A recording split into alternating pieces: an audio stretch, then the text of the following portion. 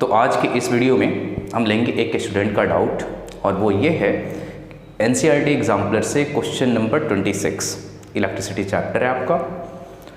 Question क्या है, question मुझे कुछ याद हुआ है और अगर मैं भूलूंगा तो मैं उसको देख भी लूँगा। क्या तो देखो, क्वेश्चन ये है कि एक सर्किट है और उस सर्किट में सीरीज कॉम्बिनेशन में एक कंडक्टर और एक लैंप लगाया गया है। कंडक्टर का रेजिस्टेंस 5 ओम है और उस लैंप का रेजिस्टेंस हमें फाइंड आउट करना है। वहाँ पे जो सप्लाइड वोल्टेज है वो 10 वोल्ट का है और सर्किट में जो करंट फ्लो हो रहा है वो 1 एम्पियर का है। ओके, तो यहाँ पे जो लैंप का रेजिस्टेंस आपको पता करना है, सिंपली ओम्स लॉ लगाओ आप, V = IR। चूँकि कॉम्बिनेशन सीरीज का है तो उस कंडक्टर का रेजिस्टेंस, जो टोटल रेजिस्टेंस होगा, कंडक्टर का रेजिस्टेंस प्लस लैंप का resistance multiplied by I equal to supplied voltage यानी 10। सॉल्व करने के बाद 5 वोल्ट आपको मिल जाएगा, 5 ओम। अभी इसे करके भी दिखाऊंगा, बट सुन लो।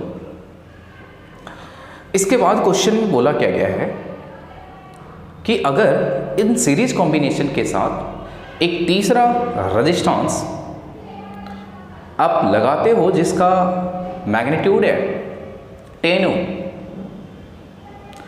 तो जो 5 ओम, ध्यान रहे उस लैंप से नहीं पूछा गया, उस 5 ओम कंडक्टर, 5 ओम रेजिस्टेंस वाले कंडक्टर से जो करंट पास हो रहा है, क्या उसके मैग्नीट्यूड में किसी तरह का चेंजेज आएगा? आई थिंक यही क्वेश्चन है, एक बार मैं कंफर्म कर लूँ। What change in current flowing through 5 ohm conductor and potential difference across the lamp. अच्छा, potential difference across the lamp भी पूछा गया है। ठीक है, अब डायग्राम बनाते हैं, आपको समझाते हैं फिर।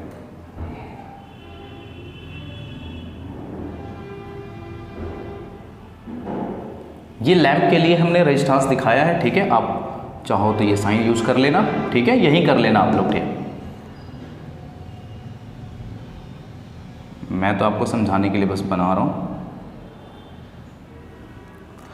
ये 10 volt positive terminal, negative terminal, यहाँ पे इसको मैंने R1 माना, ये 5 ओम का है और ये R2, ये हमें फाइंड करना है। पहले पार्ट में यही है, करंट जो फ्लो हो रहा है वो यहाँ पे 1 एम्पियर का।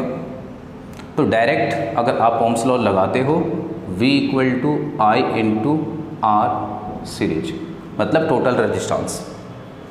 तो वोल्टेज आपका 10 है, I आपका 1 है, ये हो जाएगा 5 + R2। तो 10 = 5 + R2, तो R2 जो आपका हो जाएगा वो 5 ओम। अब क्वेश्चन में क्या बोला गया है कि अगर इनके साथ पैरेलल कॉम्बिनेशन में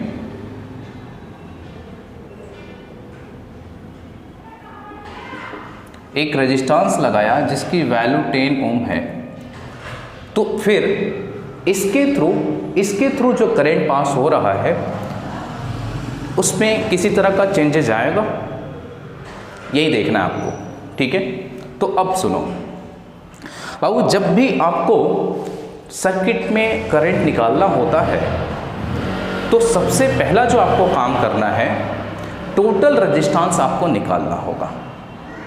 टोटल रेजिस्टेंस निकालना ही होगा, यानी यहाँ पे इन दोनों का सीरीज और इसके साथ ये पैरेलल, तो इन दोनों का सीरीज कॉम्बिनेशन यानी 10 आया और ये 10। ध्यान से देखो तो अब यहाँ से जो पैरेलल के लिए आ जाएगा, मैंने आपको बताया था कि अगर रेजिस्टेंस, 2 रेजिस्टेंस हो और वो पैरेलल में हो तो उन दोनों रेजिस्टेंस का प्रोडक्ट डिवाइडेड बाई उन दोनों रेजिस्टेंस का सम, यानी इन दोनों का जो सम हो गया। मैं दोबारा बना देता हूं इस डायग्राम को।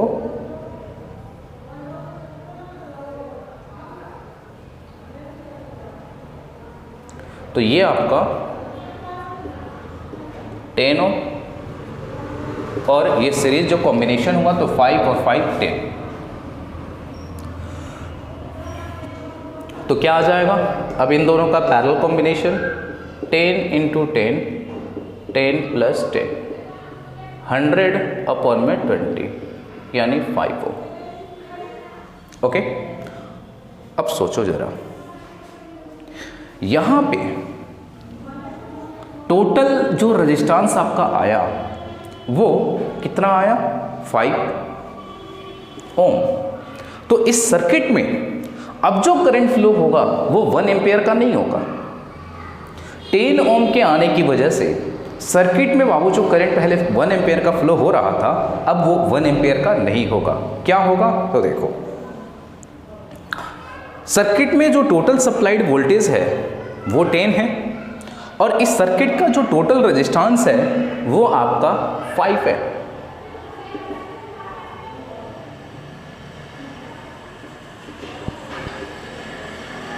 V = IR, तो यहां से I की जो वैल्यू हो जाएगी 10/5।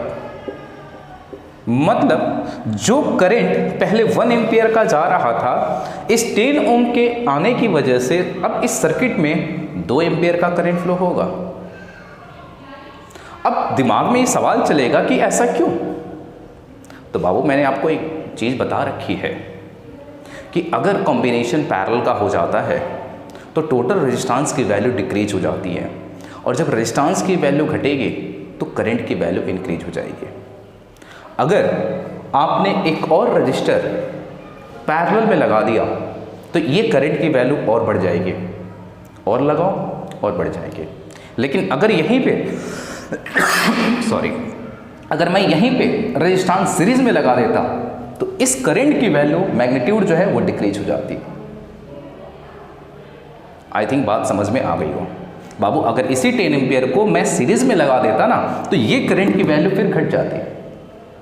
और ध्यान रखना होता है कि जब भी आपको सर्किट में करंट निकालना होगा, टोटल करंट कितना फ्लो हो रहा है, देन वैसे केस में आपको टोटल रेजिस्टेंस की वैल्यू मतलब R इक्विवेलेंट आपको निकालनी ही होगी। क्लियर? और जो क्वेश्चन में करंट दिया था वो अब करंट चेंज हो जाएगा। तो यहीं पे डाउट्स रहा होगा आई थिंक। अब देखो ये 2 एम्पेयर का करंट फ्लो हो रहा है, यानी 1 एम्पेयर की जगह पे अब जो करंट फ्लो हो रहा है वो 2 एम्पेयर का हो रहा है। अब यहां पहुंचते हैं, यहां जैसे ही पहुंचेंगे बाबू, यहां पे इस वाले पाथ में जो टोटल रेजिस्टेंस है वो 10 है, यहां पे जो रेजिस्टेंस है वो भी 10 है। मतलब कि ये जो 2 एम्पेयर का करंट है ये इक्वली डिवाइड हो जाएगा, तो इधर भी 1 एम्पेयर और इधर भी 1 एम्पेयर। तो यहाँ पे ये चूंकि सीरीज कॉम्बिनेशन है ना, तो यहाँ पे भी 1 एम्पेयर का जा रहा है, यहाँ भी 1 एम्पेयर का जाएगा और यहाँ पे भी 1 एम्पेयर का करंट फ्लो हो रहा है। तो 10 ओम रेजिस्टेंस लगाने से पहले और उसके बाद भी क्या इससे जो करंट फ्लो हो रहा था उसके मैग्नीट्यूड में किसी तरह का चेंजेस आया? नहीं आया। ठीक है। और दूसरी बात इसने क्या पूछा है कि इस लैंप के अक्रॉस पोटेंशियल डिफरेंस। तो बाबू अगर आपको रेजिस्टेंस पता हो, उस रजिस्टर के थ्रू कितना करंट फ्लो हो रहा है ये अगर आपको पता है तो आप V = IR वाला फॉर्मूला अप्लाइड करें, है ना। V = IR, तो करंट कितना 5, रेजिस्टेंस कितना, करंट हाई, रेजिस्टेंस आपका 5 यानी 5 वोल्ट।